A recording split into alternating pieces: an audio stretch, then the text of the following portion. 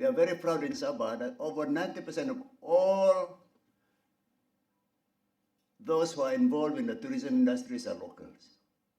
It's only in Sabah where locals are willing to do any job so-called as is in the tourism industry. In fact, 95%, I think. You seldom find a foreigners serving us. Yeah. Why? Again, because, as I said, pride in self-esteem. And this is where I think we should leverage our training. Sabahans are proud to serve in the tourism industry. But you ask them to work in the plantation industry, I think they'd rather migrate rather than go there. So this is where I think we are good at, because we are naturally nice people. That's a good news. Yeah. You ask Datuk Tio, my cabinet colleague, will you be surprised how easy it is for us to make a decisions in the cabinet meetings, because everybody respects each other. And you will be surprised. The chief minister is a real democrat. He will allow anything that you want to say in the cabinet meeting, but then eventually I think we need to make a decisions.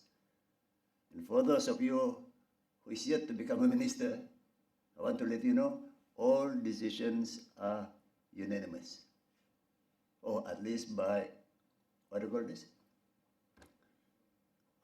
Yeah, it's a unanimous. We cannot make a decision that is not unanimous. And you know the reason why it is simple? Because I think that's where Sabahans' real threats are in actions. Because we respect each other's opinion. Outside there may be areas which we don't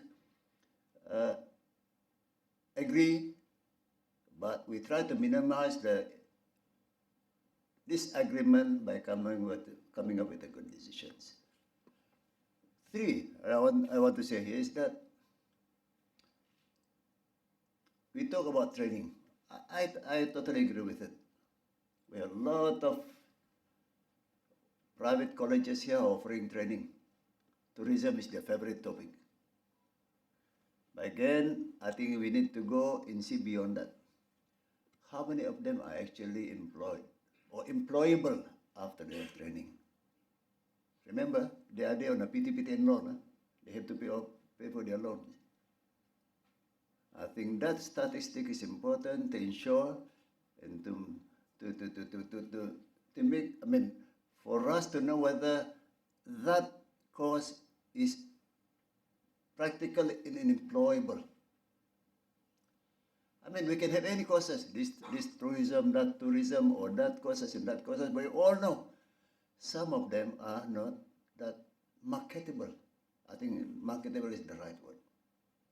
Reason, Nelson have just said, or even KB have said, we are too academic.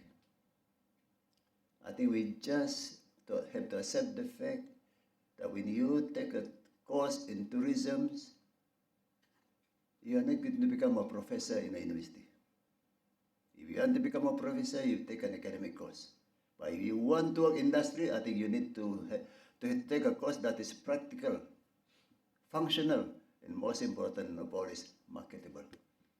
And I think I cannot emphasize this enough to plead to all the courses providers, please provide a course that is marketable.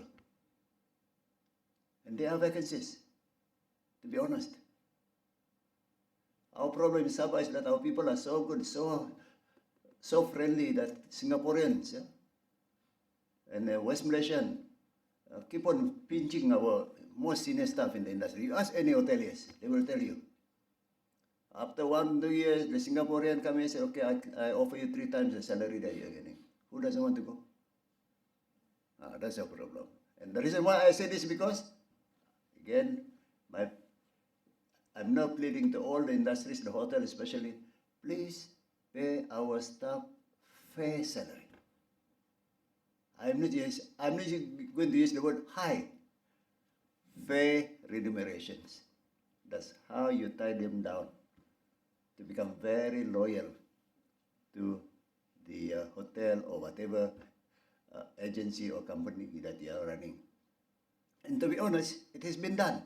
in working very well. Take for instance, I'm not saying this because we are in Shangri-La, but Shangri-La is a good example. You ask Andrew, the general manager of Shangri-La Tanjung Aru, or even say in Ras area, the staff turnover is very, very low. You know what? One, they are paid fairly. Number two, they are treated like members of the family. The entire staff are one whole family. And that's the reasons why people stick to one employment, although perhaps if they proceed to Singapore, they could be earning 2 or 3 times more. So creating a very good working environment within the company is also another very, very important factor. Make them feel that they're important. Make them feel that they are wanted. Treat them as part of your family. Listen to them if they have a problem. And then make an effort to continuously upgrade their expertise or their level of service. Lastly, Nelson, I think, raised this point. I think it's very important. What is the right job? How do you define the right job? I don't know. KP Kok is a very successful businessman, and so many of you here too. But to be honest, I was trained as a lawyer. I have never learned or taught the definition of a right job. The right job to me doesn't exist. The right job comes after you have gone through and find yourself excel in a particular field. That's the right job. So that means you need to start somewhere somehow. So if anyone young or any young man or lady thinks that tunggu dulu saatnya mau kerja belum kerja lagi pasal the right job is not here yet, I think you are going to be disappointed. Trust me. It's just like a lady waiting for the right man baru mau kawin there. It doesn't exist. You know, it doesn't exist. You need to go out into the field, you know, and find out and find for yourself who is the right person or what's the right job. I mean, you have to start somewhere somehow. I started as a laborer. I even become a typist. I can type better than finally I can type better than my secretary. Yeah. I was an account clerk. I was even a salesman. Trust me. That's why I can talk very well. See?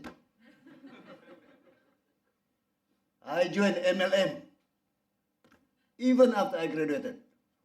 That's the difference. So if you say, is the minister my right job? No. The right job to me is a job that I like doing. That is the right job. Whatever job it is. The passion, when the passion is there, your job becomes a hobby.